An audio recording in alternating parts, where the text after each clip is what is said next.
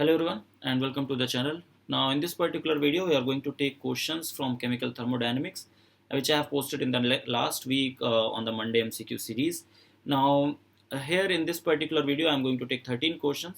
If you are not aware about this particular series on the channel, I used to post on every Monday a new set of questions, 10 to 15 questions on every Monday, and at the end of the week I give the solutions of that on the particular channel. Okay, you can also follow our Telegram channel for that to get notified with the PDF of these particular Monday MCQs. All right. So yeah. Now before starting this particular video, I would like to ask you guys that which topic you guys want me to explain in the next particular Monday MCQ. Okay. And also do let me know if this particular series is helpful for your preparation or not. The sole motive of this particular series is to provide more and more MCQs to you guys on a particular topic, because there is very lack of questions. You can only practice questions from previous year's exams, but you don't get questions apart from that. So this series has a particular motive that you should get more questions to practice, and you just revise the concept along with that, right? So keeping that in mind, let's start this particular video. The first question, which is over here, which says that for ideal gas, Cp minus Cv is equals to what? So before before solving this particular question, let me tell you one thing, that there is a one more series going on the channel, which is on the chemical thermodynamics. Okay, so I have already posted 5 to 6 videos in that particular series, and that particular series is going to be very important for your preparation of CSI NET exam or any exam. If you are preparing for GATE also, that is going to be very important, because complete thermodynamics is going to be covered over there. Almost 70 to 80% of the topic is already being done. There are just few topics which are left out to cover that particular series, and that is going to be completed very soon for sure. Okay, I'm going to work on that for the next video. But yeah, make sure that you have watched all the videos of that series. If you have done that, you could have done this particular set of question paper very simply, very easily. Okay, so in that video itself, in that particular series, I'll be giving you the link of that playlist at the end of this video.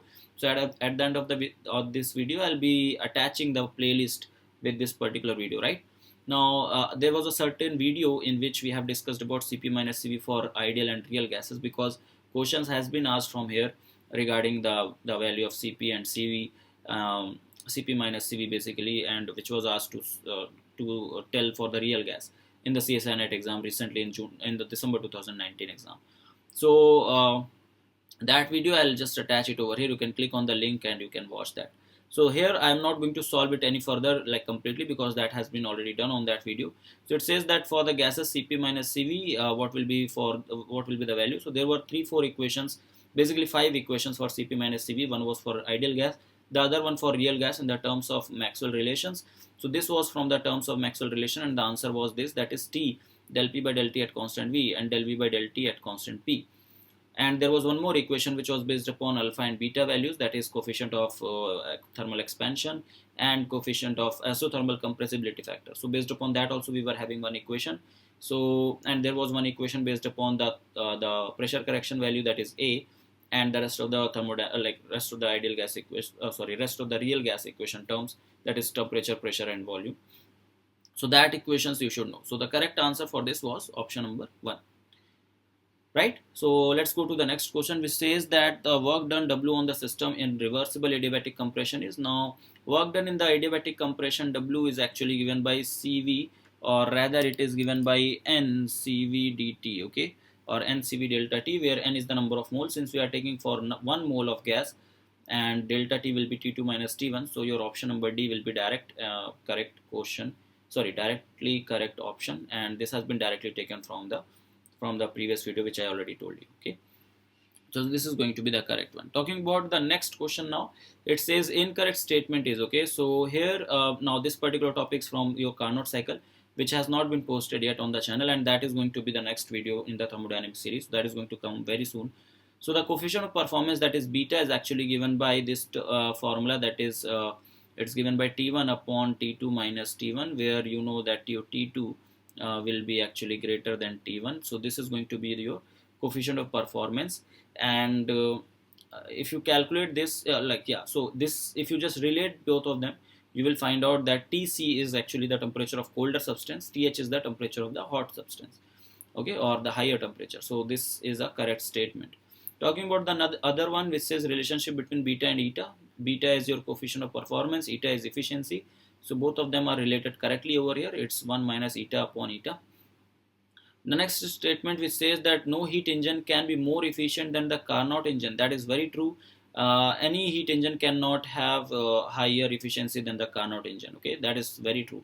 And no refrigerator can be Carnot refrigerator. That is also true, because the coefficient of performance for the Carnot refrigerator is highest, and no other refrigerator can have that value.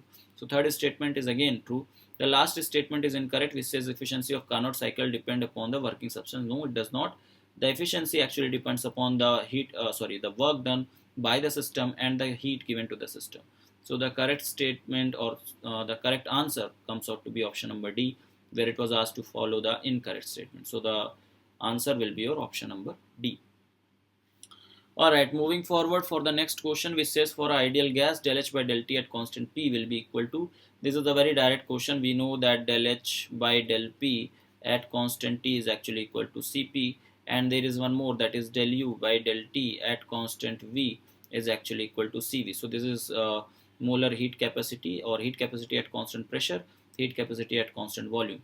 So here the correct answer will be your option number B. So very direct question just from the definition of heat capacity. So all these things have been covered in the previous videos in that thermodynamic series. So I'm reminding you again and again that if you have not watched that series, do watch it. Okay, let's go to the next question then. It says that the isobaric thermal expansion coefficient alpha for the ideal gases. So they are talking about alpha. Now for that you should know the formula for alpha. The formula for alpha is 1 by V, and it is given by del V by del T at constant P. Now they are asking it for ideal gas, so we will use ideal gas equation to find out the value of alpha over here. Okay, so if I use ideal gas equation, I will have PV is equals to RT. Remember, I am using for 1 mole of gas. So PV is equals to RT. Now V will be equal to RT by P. Now I will just differentiate it with respect to T, P, keeping P as constant. So I will have del V by del T at constant P. So since P is constant, so R will not get differentiated because it's already a constant. P is a constant here, so R by P you will get, and differentiation of T will be actually equal to 1. So del V by del T upon P is equals to R by P. Now I'm just going to substitute the values to get my answer. So my alpha will be equal to 1 by V and multiplied by the value of this is R by P. So R by P is over here. So alpha will be equal to R upon PV. Now you can substitute the value of PV is equals to RT from the ideal gas equation. Now your alpha will become R upon RT, right? So this R and this R will be cancelled out, and you will get alpha is equals to 1 by T. So the correct answer comes out to be your option number A as your correct answer. Alright, now let's move to the next question then. Alright, so talking about the next question, which says that the ratio of specific heat in the case of carbon dioxide gas is. So basically what they are asking is ratio of a specific heat means Cp upon Cv. Now we know that Cp upon Cv is actually equal to gamma, and gamma has a definite formula if the degree of freedom is given to you. So your gamma is actually equal to 1 plus 2 upon your degrees of freedom. Okay, so now degrees of freedom depends upon what kind of gas you are taking, whether it is monatomic, diatomic, triatomic, what kind of gas it is. So for all the different types of gas, we have different formula or different values. For monatomic gas, we have 3 degrees of freedom. For diatomic gas, we have 5 degrees of freedom, and for triatomic gas, we have 6 degrees of freedom. Okay, and it's given that the contribution of vibrational degree of freedom is full. That means you have to take vibrational degree of freedom over here as well. So if you use that particular thing, so total number of translational plus rotational plus vibrational degrees of freedom, degrees of freedom for the triatomic gas will be 6. Okay, now if you substitute that and if you calculate the value of gamma, so gamma will be actually equal to 1 plus 2 upon the degrees of freedom over here is 6. So if you solve this, so you will get 1 by 3, so this will be 0.33, and 1 plus 0.33 will be 1.33. So option number A comes out to be correct answer. So you should know about the degrees of freedom for monatomic, diatomic and triatomic gas. This value is very important to be remembered. Okay. Alright, let's talk about the next question, which says that del P by del T at constant V, del V by del T at constant P, and del P by del V at constant T for ideal gases. Now this is a very tricky question. People get confused with it and they just mark -1 because they have read a formula that is for any cyclic process, for your del X by del Y at constant Z, then del Y by del Z at constant x and del z by del x at constant y is equals to -1. Now remember, this is a cyclic process, x, y, y, z, z, x. It should go like that. But here it is not happening like that. So you cannot mark simply option number B as -1. Okay, so this is not going to be directly done. I will show you that how it will be done, because we need to solve it a little bit. So I'll do it in the next slide, right? Alright, so we are given with this question, that is del P by del T at constant V, del V by del T at constant P, and del P by del V at constant T for ideal gas will be. So let's try to do it. So we know that for ideal gas we have PV is equals to RT. Remember, I am taking for 1 mole of gas to make the calculation a little simple. Now we have to solve these values one by one. So del P by del T, so for that we need to find out the value of pressure. So it will be RT by V. Alright, I can calculate my del P by del T by differentiating with respect to T and keeping V as a constant. So R is already a constant, V I have taken as constant, and the differentiation of T will become 1. So let it be equation number 1, right? Now again I also have to find out this term, so I will use this. I'll just again differentiate this with respect to V. So I'm going to get del P by del V at constant T, and that is actually going to be equal to RT, because T is constant, so R and T both will not get differentiated, and the differentiation of 1 by V will be actually equal to -1 by V square, just like differentiation 1 by X is -1 by X square. So this is how this is going to be done. This is going to be my equation number 2. And for the third part, what I have to do is I will again use the PV is equals to RT. So here my V will be actually equal to RT by P.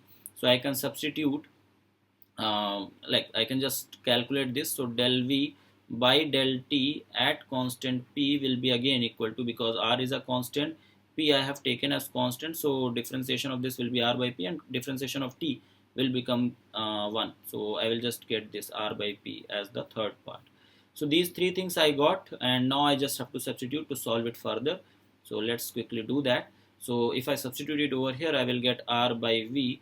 When I substitute the value of this, this will be R by P, and then when I substitute the value of this from equation number 2, it will be RT minus RT by V square, right? That's how I can write it down. Now you can substitute it over here, that is PV is equals to RT. So here I will get R square upon PV in the denominator. I can use PV is equals to RT. So I am just substituting it, and I am going to get minus RT by V square. Now I can cancel out this RT by this RT. What I am going to get at the end is minus R square upon V square, and that is going to be my final answer for the question. Let's look upon to the options, that which option it matches to. So if you see this, you will find out that it actually matches to option number D. So option D will be your correct option for that particular question. Alright, moving forward, let's go to the next question, which says that the temperature of 36 grams of water is raised by 40 degrees Celsius to 100 degrees Celsius at a constant pressure. The change in enthalpy is, and it's given that Cp of the gas is 75 joules per Kelvin mole. So to do that, we should know the formula of delta H. Delta H is equals to NCp dt or NCp delta T. So we will use the same formula over here to solve delta H. N is the number of moles. First of all, we have to calculate that. Number of moles is equals to given weight upon molecular mass. So the given weight is 36 grams, molecular mass of water will be 18. So if I solve that, so my value of N will actually be equal to 2. So I got N is equals to 2. I can just put it over here. So N is equals to 2. The value of Cp is given 75 in the terms of joules per Kelvin mole. And the temperature, if you convert that into Kelvin, you will get 313 Kelvin, and this one will be 473 Kelvin. Subtract them and you will get 60. Okay, so delta T will be 60. So when you solve this all, you are going to get 9000 joules as the delta H value. But the answers are in kilojoules, so convert that into kilojoule, you will get 9.0 kilojoule as your correct answer. So the answer will be option number A as your correct answer. Alright. Now moving forward to the next question, which says that Cp and Cv for the diatomic molecule is. Okay, so for that we should know first of all that what is the value of Cp and Cv for the diatomic gases. Okay, that is very important to understand. So if you know about it, if you know the relation between Cp and Cv for the diatomic and monoatomic gas both, I will just write down over here. If you don't know, it will be a reminder for you. Okay, so this is like for monoatomic gas, and for diatomic gas I'm writing the value of Cp and Cv both. So for monoatomic gas, the Cp is actually given by 5R by 2. Okay, so for monoatomic gas this is 5R by 2, the value of Cp, and the value of Cv is equals to 3R by 2. Okay, and for diatomic gas your Cp is 7R by 2 and Cv is actually equal to 5R by 2. So you should know this equation. Now since you can put R in the terms of calories, so R is equals to 2 in terms of calories, so you can substitute that to solve. So Cp for the diatomic gas, so we need to find out this, right? So when you put R is equals to 2 here, so Cp will be equal to like 7 into 2 and divided by 2, so you'll just get 7 calories. So Cp will come out to be 7 calories. But when you will calculate Cv, the next one, so in that particular case it will be 5R by 2. So when you will put R is equals to 2 here, so what you are going to get, that 2 and this 2 will get cancelled out, you will get 5 at as your Cv. So Cv will be 5.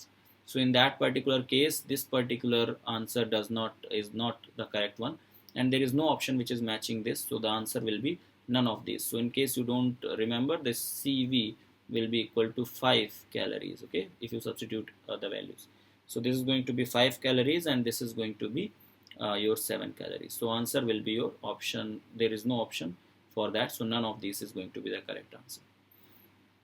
Alright, moving forward to the next question, which says that if the gas obeys the equation of state, which is the complete real gas equation, the ratio of Cp minus Cv for ideal divided by Cp minus Cv for real is how much? Now this again I just told you in the starting itself that Cp minus Cv has some equations for real gas and there are different equations. So for ideal gas, you know that Cp minus Cv is actually equal to R. Okay, so Cp minus Cv for ideal divided by Cp minus Cv for real, and the ideal gas it will be R, and divided by, for real gas you have this value that is R 1 plus 2A upon RTV. Okay, this equation of Cp minus Cv is in the terms of pressure correction, R, temperature and volume. So if you solve this, you are going to just cancel out this R and this R, and you are going to get 1 plus 2A upon RTV to the power minus 1. So your answer should be that the options are not correct, it should be to the power minus 1. So then this will become the correct answer for this. Okay, so the correct answer will be 1 plus 2A upon RTV minus 1. So this was the incorrect option given in the question. The idea is to know how it will be done. Okay, the answers, like, there can be misprint in the question, but you should know the correct way how to solve it. So the answer will be your option number A as the correct one. Alright, so let's talk about the next question, which says for a reversible adiabatic compression, which relationship is true? Now here if you see, this is for the adiabatic compression, but what they have done is, now we know one thing, right? That is PV to the power gamma is equals to constant, or we write down like this: P1 V1 to the power gamma is equals to P2 V2 to the power gamma. We know this thing, right? But here in this case you don't have to you don't have to put the value of V. Okay, you don't have to solve in terms of V, you have to solve in terms of temperature. So we have to manipulate the equation in a way, so I'll try to explain you in the next slide. Alright, so we will do this, that is P1 V1 to the power gamma is equals to P2 V2 to the power gamma, and what I'm going to do is I'm going to substitute the value, that is PV is equals to RT, by using the ideal gas equation. I will have V is equals to RT by P. So if I am talking about V1, so what I can write down is V1 is equals to RT1 by P1, and V2 I can substitute as RT2 by P2. So I will just use both these things and I will just substitute it over here. So P, and in the terms of V I will have R T1 by P1 to the power gamma, and on the other side I will have P2 and it will be R T2 by P2 to the power gamma. Okay, now when you solve this you will get P multiplied by R to the power gamma T1 to the power gamma divided by P1 to the power gamma, and here you can write down P2 multiplied by R to the power gamma T2 to the power gamma and P2 to the power gamma. Now R to the power gamma will be cancelled out, and the powers of P you can just solve it. So P1 it is, so it will become P1 to the power 1 minus gamma, and it will be T1 to the power gamma, right, on the left hand side. On the right hand side, it will be P2 to the power 1 minus gamma and T2 to the power gamma. So this is how pressure and temperature, in the terms of pressure and temperature, you can express them for the adiabatic for the adiabatic reversible compression. Now let's look upon that which option actually it matches to. So if you see your option number C, which says that P1 minus gamma T to the power gamma, like P2 1 minus gamma T2 to the power gamma is equals to P1 1 minus gamma T1 to the power gamma. So option 3 or option C comes out to be the correct option here. Alright, so talking about this particular question, which says relationship of free energy change with temperature and pressure is. Now this is again a very direct and a very simple question. This is based upon the equation for G. So I'll try to derive this and tell you. So you know that G is actually equal to H minus Ts, where H is enthalpy, T is temperature, S is entropy. And you know that H is equals to U plus PV. So I'll write down U plus PV and minus Ts.